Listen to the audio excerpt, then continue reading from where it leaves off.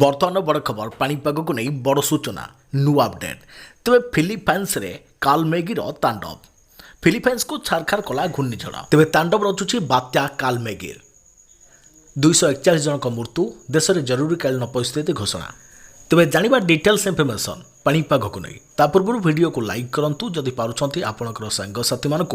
भिडटी को सेयार करनी जदि फ्रेंड्स आपण मैंने आमर चैनल नुआ ही भिड देखुं पूर्व केवे भी सब्सक्राइब करना तेज निहाती चैनल को सब्सक्राइब करने सहित पाखे आसुवा बेल आइकन को बजाय रखता तेज फिलिपाइन्स रे कालमेघीर तांडव में 241 जनक मृत्यु देशव्यापी जरूरीकालीन परिस्थिति घोषणा कर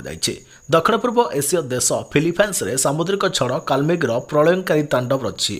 भयंकर झड़ और प्रबल वर्षा जनित बन्या तथा भूस्खलन में बर्तमान सुधा 241 अधिक जनक मृत्यु होता सरकारी सूत्रु खबर मिली देशर अधिकांश अंचल में व्यापक क्षयक्षति होइथारु सरकार जातीय जरूरीकालीन परिस्थिति घोषणा कर मृत्यु संख्या आहरी बढ़िबार आशंका रही बेले उद्धार और रिलीफ कार्य जोरसोर में चली अंपटे यह टाइफोन आग को वियतनाम आड़ को मुहांथु सेठारे प्रबल वर्षा और निम्न अंचल में बन्यार आशंका करी पूर्व सतर्कता जारी कर कालमेघीर क्षयक्षति भरणा न होणु फिलिपाइन्स उपरे पुणी एक नुआ झड़र विपद माड़ी आसुवा नहीं पाणीपाग विभाग चेतावनी देइछे लोगों को सुरक्षित स्थान को स्थानांतर कर वर्षा जो बन्या आसबार मध्याह्न सुधा प्राय 3,50,000 लोकों को स्थानांतर कर फिलिपाइन्स सर्वाधिक क्षतिग्रस्त प्रदेश सेबुरे बन्या जल कमिया पर क्षयक्षतिर दृश्य आश्चर्यजनक जहाँकि आश्चर्यचकित करिछे जोठारे भुशुड़ी पड़ा घर ओलटि पड़ा जानवाहन और भग्नावशेष भर्ती रास्ता देखा जाउथला पवन बेग घंटा प्रति 140 किलोमीटर अधिक रही पर 195 किलोमीटर को वृद्धि पाई कार उपर कार छिड़ा रही तो आउ कौटी कंटेनर भासी जाउछे बर्तमान चैलेंज होउछे भग्नावशेष सफा करिबा यह तुरंत हटाइबा आवश्यक केवल भग्नावशेष रही किंबा सुरक्षित अंचल में पहुँचीवा निखोज लोकों को खोजा बाहर करने प्रशासन पर मुख्य चैलेंज पलटि आउपटे डबल लघुचाप आसंता 14 और 19 तारिख बेलू दुईटी लघुचाप आसुवा नहीं सूचना देछि पाणीपाग विभाग आसुची डबल लघुचाप गोटे लो प्रेसर 14 तारिख में अन्यटी 19 तारिख में होगा संभावना रही तेज एने पूर्वानुमान करिछि पाणीपाग विभाग बात्या मंथा प्रभाव में बर्तमान पूर्व केन्द्र और तत्सलग्न उत्तर पूर्व बंगोपसागर एक घूर्णिबलय सक्रिय रही यह आसंता 12 तारिख में दक्षिण पूर्व बंगोपसागर पहुंचब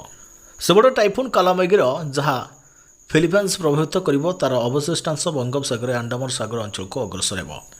एबड़े पारद तलमुहा 2 दिन पर बढ़ शीत थर सारा ओडिशा राज्य में धीरे धीरे पारद तलमुहा होता बेले शीत अनुभूत होबार लगी आउ 2 दिन पर शीत आहरी बढ़ आगामी 48 घंटा मध्य तापमात्रा 2 ରୁ 3 डिग्री कमिबा सहित अधिक शीत अनुभूत हो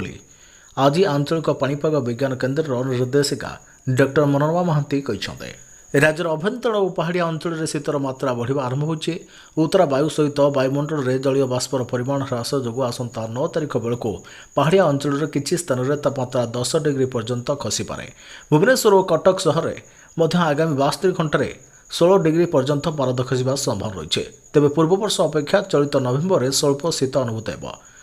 तेज आज उपकूल और उत्तर ओडिशार तापमात्रा स्वाभाविक रही बेले दक्षिण ओडिशा स्वाभाविक 3 ରୁ 4 डिग्री अधिक रही पारालाखेमुंडी सर्वाधिक तापमात्रा 35 डिग्री रही बेले फुलबाड़ी में सर्वनिम्न तापमात्रा 15 डिग्री रही सेपरी अभ्यंतर ओडिशार सुंदरगढ़ और कलाहांडी जिले में गोटे कि 2ଟି स्थान में हाल्का कुहुड़ी पड़ो